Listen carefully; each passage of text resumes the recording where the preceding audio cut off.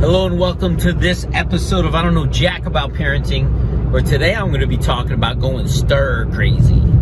So the big question is this: how are parents like us, who don't have a manual, who are doing the best we can, who feel as though we aren't enough, how are we going to raise healthy, happy children who we are proud of and still keep our sanity in that process? That's the question, and this podcast will give you the answers. My name is Ryan Roy, and welcome to I Don't Know Jack About Parenting, a podcast for parents who are being real with themselves. Hello and welcome back to this episode of I Don't Know Jack About Parenting, where today I'm going to be talking about going a little stir crazy during this COVID-19. So I live in the great state of Georgia. And right now, as I'm recording this, our governor decided to reopen our businesses. And he is following the guidelines as best he can of the 3-step phase that the White House has put out, right? I happen to be the first one, right? When you're the first one, when you are the spearhead of something, you are going to get criticized. And our governor is doing that. And I find it interesting because so many people are complaining about money. As of right now, the number just passed 50,000 deaths in the United States. Now, I'm gonna say something, and I know people just get like, oh, people died. So I'm just gonna like preface this with like, I wish there was no loss, but right, with life there's death, with good there's bad, with up there's down. There are opposites. With Jesus there's the devil. Like, this is life, people. 50,000 deaths. But listen to this number: 26 million Americans without a job.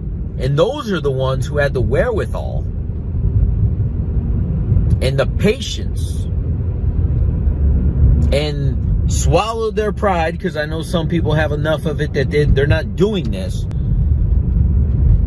and had the internet connection, whatever it is that they needed to file unemployment.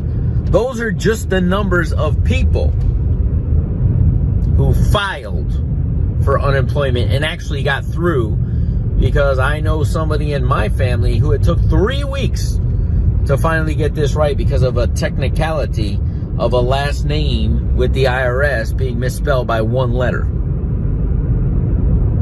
She had to fight and finally got it right, and it took 3 weeks. So 3 weeks from now, what's it going to be? 33, 40 million? I don't know. What I do know is, as a country, this great country who is built on hard work, freedom, the ability to pursue happiness, and many people's happiness is how they contribute while they are here on this green earth. And for many people, unfortunately, in my opinion, they're defined by what it is that they do for a living. So as everybody's in a state of wanting to get back to work, while many others are in a fear based on 50,000 people passing and, 500,000 people plus being contracted by the coronavirus, and that's just numbers. Like, we cannot live in a state of fear. And you may be cooped up, and you may be going stir crazy. And listen, this kind of isn't really even a parenting podcast right now. This is like a reality podcast. Straight up, there are going to be more people who die from suicide, depression-related, substance abuse-related things because our economy and their world has just been turned upside down. But yet, people criticize people in charge. This is how I'll turn it into a parenting thing. Of how he should run his state. He is working with knowledge that we are not privy to. He's also working with knowledge based on numbers of death and you know, how many people have actually gotten the coronavirus, COVID-19. And for any one of you who are listening right now, who have ever been in a space of leadership, in a place of leadership, have been given the authority to make decisions, you know, no matter how big or small, parenting, right? When you're just in charge of one or two little ones running around and people criticizing you for the way you speak to your children in public, maybe the way you handle them when other people are around, maybe you give them a snarky look, right? Like, how dare they do that to their children? I would never do that. Give little Johnny that lollipop. But they don't know that little Johnny is diabetic, but yet they will criticize your decision. Look, I don't know jack about parenting, but I know this. Being the leader, co-leader with my wife of my household, I know there are people who sit there and look at what we do as parents and say, oh, they could do a better job, or I wouldn't do it that way. It's funny because they don't even have children. So who are we? Because I don't know too many other governors. There's 50 of them in the United States. I don't know too many people who hold the wherewithal, the knowledge, the connections.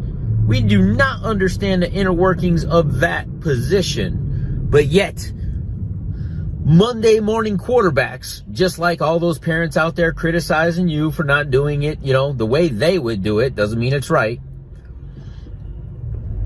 Doesn't mean their way is right, doesn't mean your way right, but they're making the best decision with the knowledge they have, and I will promise you, as everybody's going stir crazy, and maybe people don't want to go back to work, right? They say 85% of the population hates what they do for a living. Well, damn, I wouldn't want to go back to work if I hated what I did either. Maybe that's why people are criticizing, oh, why would he open up so quickly? Because if he doesn't open up people, just like if you don't pour into your children, if he doesn't open up this economy, we're going to be facing bigger challenges than COVID-19. We're going to be suffering the Great Depression, which, by the way, we're already at economic numbers in terms of unemployment greater than that of the great, so this is going to be the greatest depression ever recorded in the United States history. And people are worried about, oh, don't open the businesses. People, you don't understand economics. And listen, I know you're just a parent, right? And they're like, why is this guy ranting on a parenting podcast? Because this is affecting my children. My children want to go outside. I want my children to go outside. My children do not want to live in fear. I do not want my children to live in fear.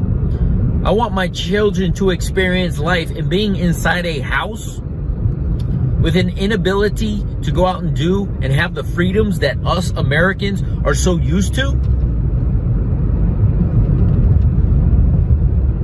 It's unconstitutional.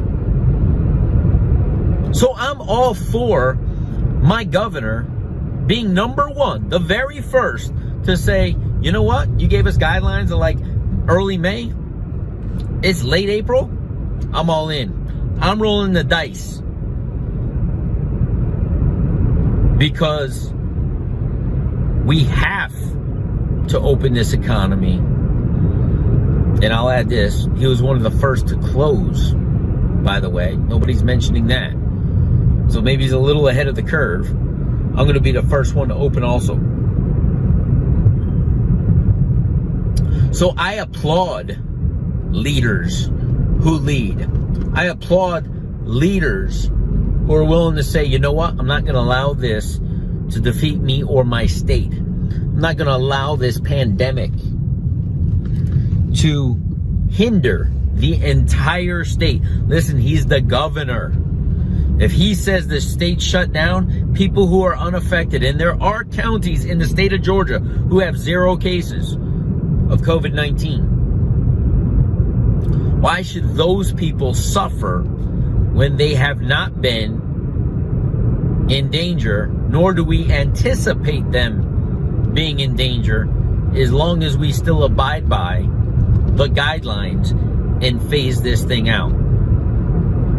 So what I would say to this, like, I don't know jack about parenting, but as a parent, you must lead your household regardless of the criticism around you.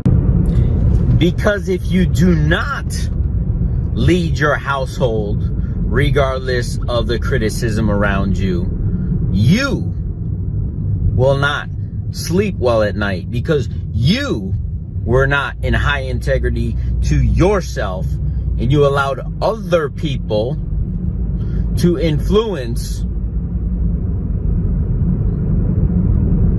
your parenting style. Asterisk, side note, bold print, do your due diligence to be the best parent you could be. Be the dad you wish you had. Be the mom you wish you had. And if you don't know how to do that, I got a great little book called Be the Dad You Wish You Had that encompasses 40 powerful lessons for you to be the best version and engage with your child at a very young age at a high level and set a precedent for them as to what love and engagement look like.